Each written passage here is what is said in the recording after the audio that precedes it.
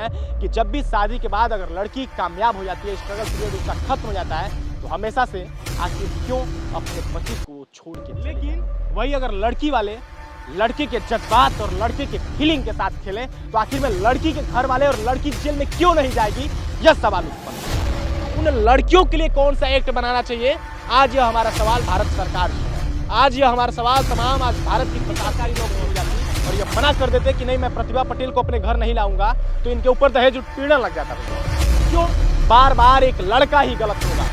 आखिर क्यों बार बार प्रशासनिक व्यवस्थाओं का शिकार एक लड़का ही होगा? आखिर लड़कियां क्यों? आज हम एक ऐसी कहानी आपको बताने जा रहे हैं मित्रों, जो कहीं ना कहीं कुशीनगर से आ रही है। हालांकि यह कहानी अपने आप में कोई प्रेम प्रसंग से कम नहीं है। एक ऐसी कहानी है मित्रों जो द्वारिका से स्टार्ट होती है। ढोल नगारे सारे बजते हैं, बाराती तैयार होते हैं, भोजन का प्रबंध होता है और बारात कहीं ना कहीं कुशीनगर के परास खां के लिए निकल जाती है। दुल्हा भी तैयार होता है, दुल्हन की भी मनोकामना रहती है और काफ़ी इच्छा रहती है कि हम दुल्हन को अपने घर लेके आएँ। लेकिन किस प्रकार से शादी होने के बाद दुल्हन घर नहीं आती है और जब दुल्हा दुल्हन को लाने के लिए जाता है तो उसको लात घूंसों से मारने की बात कही जाती है और भद्दी भद्दी गालियां दी जाती है। कुछ इस प्रकार की एक कहानी को अपने में समेटे हुए विष्णु जी हैं हमारे साथ। विष्णु जी, सबसे पहले बहुत बहुत स्वागत है आपका। Thank you.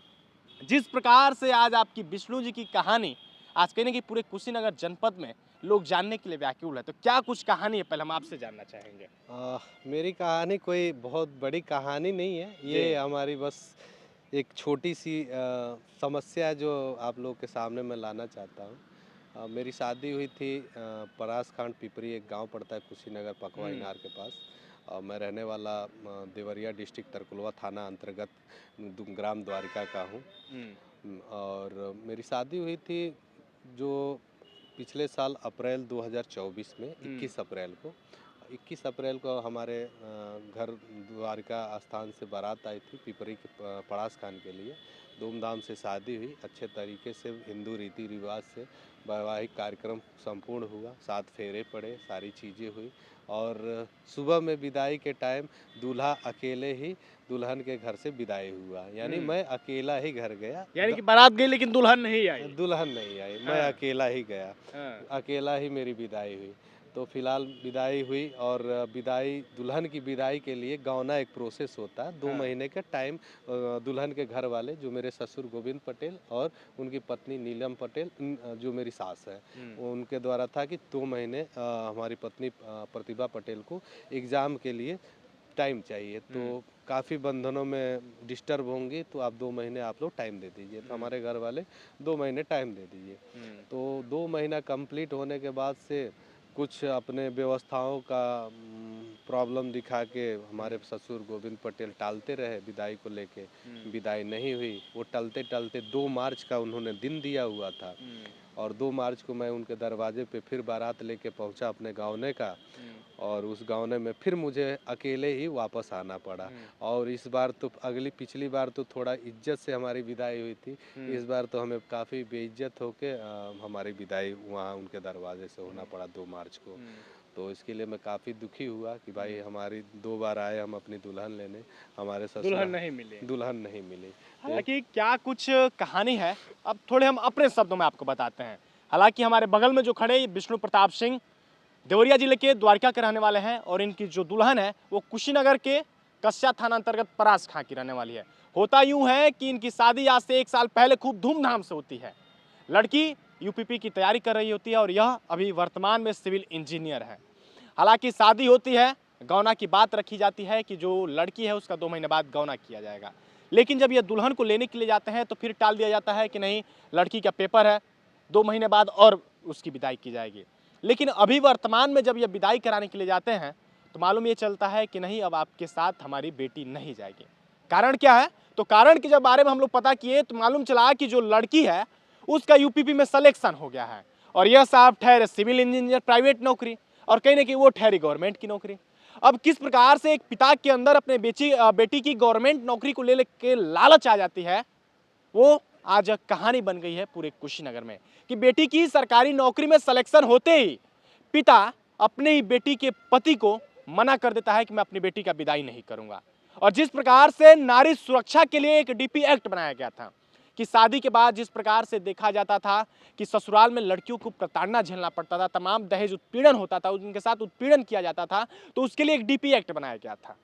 लेकिन वो तो लड़कियों के लिए बनाया गया था ना। सोचिए कि शादी के बाद अगर लड़के नहीं रखते हैं, लेकिन उन लड़कियों के लिए कौन सा एक्ट बनाना चाहिए, आज यह हमारा सवाल भारत सरकार से है। आज यह हमारा सवाल तमाम आज भारत की प्रशासनिक उन व्यवस्थाएं से है कि जिस प्रकार से आज महिलाओं के लिए कई सारे आयोग हैं। आप देखते होंगे कि जब भी शादी के बाद कोई लड़का लड़की को अपने घर में रखने से मना कर देता है, तो उसके लिए महिला आयोग भी एक्टिव हो जाता है और उसके ऊपर दहेज उत्पीड़न का केस लगा के मामले का जांच भी नहीं किया जाता है और उसको जेल भेज दिया जाता है। लेकिन जब वही घटना किसी लड़के के साथ हो, तो उस लड़की और उस लड़की के परिवार वालों के साथ क्या करना चाहिए, यह सवाल मैं तमाम उन जनता और तमाम उन दर्शकों पे छोड़ रहा हूं कि आखिर क्यों बार बार एक लड़का ही गलत होगा, आखिर क्यों बार बार प्रशासनिक व्यवस्थाओं का शिकार एक लड़का ही होगा, आखिर लड़कियां क्यों नहीं। आईपीसी की धारा की बात कही जा रही थी, आईपीसी में संशोधनों की बात कही जा रही थी, लेकिन कहीं ना कहीं आईपीसी में संशोधन होता है और नया भारत की न्याय व्यवस्था और कहने की कानून व्यवस्था में सुधार करके बीएनएस भारतीय न्याय संहिता लागू किया जाता है। यह सोचा जा रहा था कि कहीं ना कहीं बीएनएस के आने के बाद तमाम जो गंभीर धाराएं हैं उसमें संशोधन होगा, लेकिन जो संशोधन होना था वो कुछ नहीं हुआ, केवल नाम चेंज हो गया। और जिस प्रकार से आज लड़कियों के लिए काफी तगड़ा कानून है कि अगर यही विष्णु जी आज कहीं ना कहीं प्रतिभा पटेल से शादी करने के बाद अगर इनकी सरकारी नौकरी हो जाती और ये मना कर देते कि नहीं मैं प्रतिभा पटेल को अपने घर नहीं लाऊंगा, तो इनके ऊपर दहेज उत्पीड़न लग जाता भैया। मैं अभी लॉकअप में होता, अभी हाँ। जेल में होता। जेल में होते क्यों?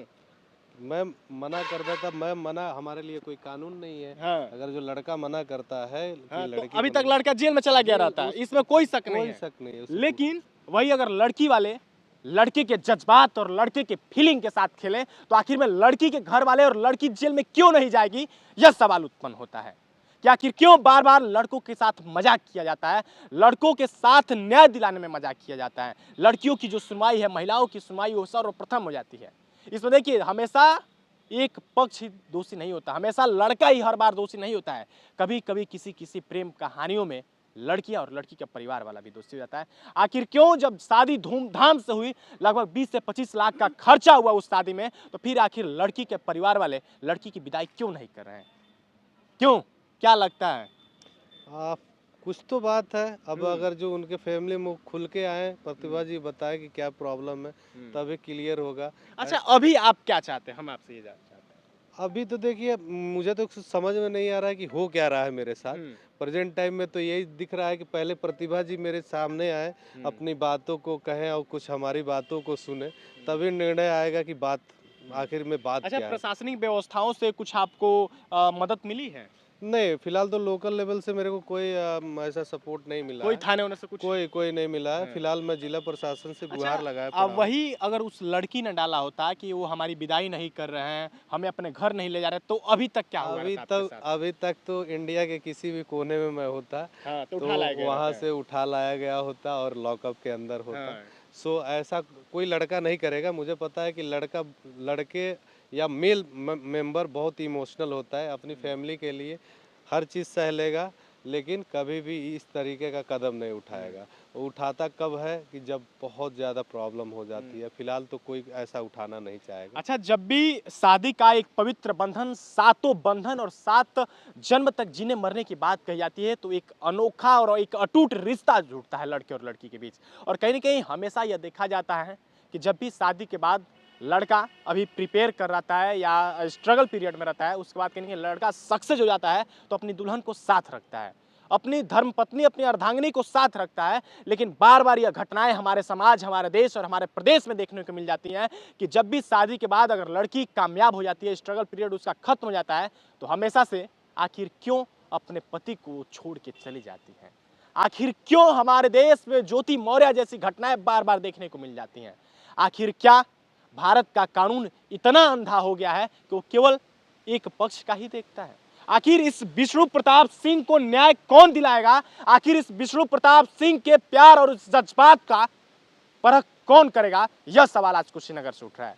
बाकी किस प्रकार से शादी के बाद मिली यूपीपी उत्तर प्रदेश कांस्टेबल की नौकरी के बाद एक लड़की और एक लड़की का पूरा परिवार वाले ही बदल जाते हैं, उसके पति को छोड़ दिया जाता है, यह कहाँ का न्याय है। बाकी कहीं न कहीं जिस प्रकार से आज कुशीनगर प्रशासन से न्याय की गुहार लगा रहे हैं और तमाम दर्शकों और जनता से न्याय की गुहार लगा रहे हैं, यह आवाज़ कितनी सरकार तक पहुँचती है और कितना कहीं न कहीं हमारा यह पहल कि आखिर बार-बार लड़का ही क्यों गलत होगा, आखिर जब लड़कियाँ गलत होती है तो उनके साथ क्या कार्रवाई होती है, यह कितना सरकार तक पहुँचता है, यह आने वाला समय और यह आने वाली कार्रवाई बताएगी। बाकी किस प्रकार से इन घटनाओं के बारे में सोचते हैं, यह अपनी राय कमेंट बॉक्स में ज़रूर रखिएगा। बाकी मैं पूर्वांचल भारत के साथ आकाश मिश्रा, तब तक के लिए नमस्कार, जय हिंद।